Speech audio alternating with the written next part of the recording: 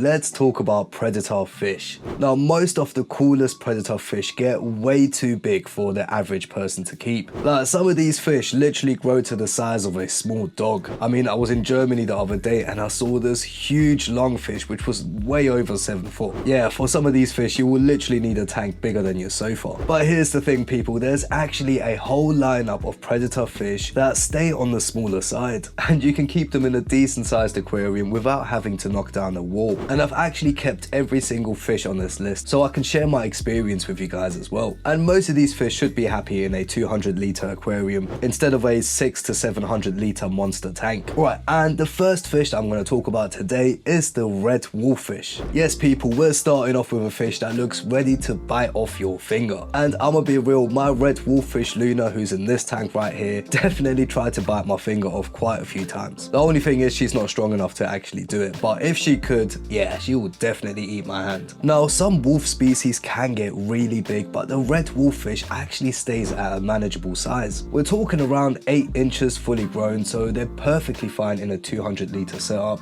And yo, they can be so addictive to watch, man. Like, my wolffish is so active. I mean, to be honest, most of the day she does hide away, but when it's feeding time, she gets so active, man. They really are incredible fish. But yeah, they're native to Central and South America, and they can be quite hard to get a hold of sometimes, but if you're lucky enough to find one, they are definitely worth keeping. Now, some of the predator fish on this list will be okay in a community setting. However, I do need to mention that the red wolffish, yeah, you might struggle a little bit. I might try out my red wolffish with similar sized fish, but anything smaller than it will definitely eat them. I learned that the hard way when I tried to put cardinal tetras in the tank with it. I honestly thought the cardinal tetras would be fast enough, but they really weren't. So yeah, just keep that in mind. If you do decide to get a wolffish, there's a very good chance you may have to keep it by itself or with similar sized fish. Now guys, I can't lie, I am very tempted to try out my wolffish in my new aquarium once that arrives. That's going to be the 6-foot aquarium, but until then she's going to stay in the Jewel 110. Now if you do choose to get one, feeding is very straightforward. They pretty much eat anything. Like, there was a time where I bought some live shrimps and I put them into the tank, and it was so cool to watch the wolffish's hunting behavior.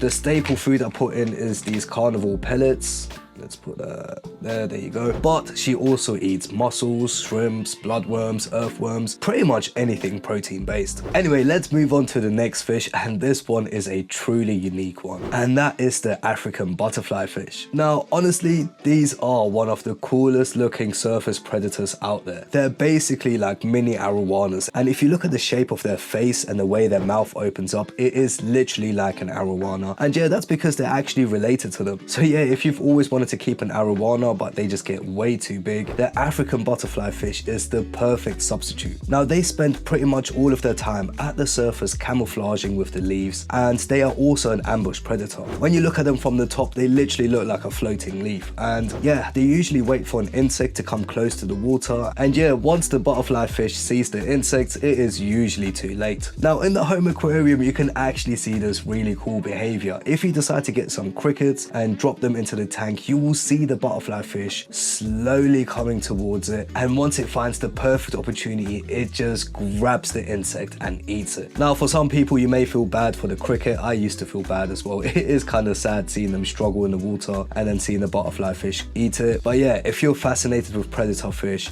the African butterfly fish is an amazing fish to observe and watch its hunting behavior. Now the great thing is they only get to around 4 to 6 inches, so you can actually keep a few in a 200-litre aquarium, and they do tend to get along in a group as well. However, I should mention, these guys are serious jumpers. I've lost one of my butterfly fish due to them jumping out, and yeah, just keep that in mind guys. Even leaving your tank alone for like 5 minutes with the lid open could be enough for that fish to jump out. They are literally flying fish. Now to keep them nice and comfortable, you do want to make sure you have loads of plants that they can use as cover, and in regards of feeding, they will pretty much eat anything that's insect related, so crickets, flies, mealworms, and my ones even eat the dry food. So yeah, they're incredible fish to keep. Now this next one is one of the most unique predator fish available in the aquarium hobby. The fish that I'm talking about is the archerfish. Now for anyone who doesn't know, archerfish are the fish that can literally shoot out water like a water pistol, hit an insect on a branch, and when that insect drops into the water, they eat it. And if you have them in a home aquarium, you can actually teach them to do that. Now guys, I've tried so many times to do it and mine just refuse. I think because they're in a community aquarium and they know food is guaranteed to come into that tank every single day, they don't feel the need to actually hunt. But I know other people that have them and have seen that shooting behavior. And one of you guys actually sent me some footage as well so I can show you guys. And yeah, the archerfish are just incredible. Their eyesight is amazing. I mean, think about it. They can line up an insect that is above the water whilst they're underneath the water and still hit them with 100% accuracy. That is crazy. And honestly, kind of scary to think about. Like, imagine there's an archerfish the size of a crocodile or something that can just shoot you with water and swallow you whole. That is mad. It must be so long being an insect, man. You've got literally everything trying to eat you. Now, they do grow to about 6 to 8 inches, so if you are looking to keep them in a community setting, you may need a slightly bigger aquarium. However, they are so worth keeping. They have incredible personalities. They can be boisterous as well, so they shouldn't get bullied too easily in the aquarium. And once again, if you can teach them how to shoot things down, seeing that behavior is so cool. But yeah, in regards of feeding, they do pretty much eat everything. They eat the dry foods that I give them, but they also eat shrimps, bloodworms, and crickets. All right, next up, we have another incredible fish, and that is the ropefish. Guys, the ropefish is absolutely incredible. It's not your typical hunter that will go after anything that is swimming around, but they are still a predator fish. They literally look like a water snake or an eel, and when I bought my first ropefish, the literal reason was because I wanted an eel, but every other eel available just got way too big. Whereas the ropefish, the size it gets to, it's actually comfortable in a 200 litre. My ropefish was happy in my Fluval Roma 200 for the 5 years that I've had her. Sorry, 6 years. And the craziest thing is, they are one of the fish that have hardly changed since the dinosaurs, man. Like, having one of them is like having a prehistoric animal in your aquarium. Now, although they're fairly humble, they can still go after some things. I mean, my one completely destroyed one of my clams, which was a really sad day, but I probably should have seen that coming as well. But because they are mostly humble, you can also create some really cool community settings with them. I had mine with Congo tetras, butterfly fish, rainbow fish, corridoras, Synodontis petricolas, and yo, my ropefish didn't touch any of them. They are so humble. But like I said, they can have the occasional moments where they might go after something. Now, they're from West Africa, where they creep through plants and roots at night looking for food. And for them to be comfortable, you do kind of want to recreate that in your aquarium. So make sure you have loads of plants, make sure you have loads of hiding spots as well, like caves and things of that nature. And yeah, when you have that, you can see some really cool natural behavior from the ropefish. They really are incredible fish, man. I love them so much. But I should also mention they are escape artists. So if you are looking to keep one, make sure you have a tight fitting lid, because yeah, they will escape. Now, in regards of feeding, they do pretty much eat everything. My one ate the tetra multicolor crisp, the carnival pellets, but also any protein based food that I put in, like shrimps, worms, bloodworms. They pretty much eat everything, and they are so easy to feed. And they're also quite intelligent, so even though they're nocturnal and at the start they might only come out at night, once they get used to your feeding routine and they realize that you put food in during the day, they will start coming out during the day. And if you're really lucky, you might even be able to hand feed them. Honestly guys, ropefish are one of my favorite fish to just sit down and watch. I could watch my ropefish for hours before she passed away. Rest in peace, Nagini. But yeah, before we carry on guys, if you want to see more videos like this every single week, then please remember to like and subscribe. It really helps me out and I would appreciate it so much. But yeah, let's move on to our last fish on the list. And honestly guys, I've kept one of the best for last, and that is the snakehead. Now guys, I know for some of you snakeheads are illegal and unfortunately you probably won't be able to keep them. However, in the UK we can keep snakeheads, and the one that I have is the Chanablehaeri, and it's honestly one of the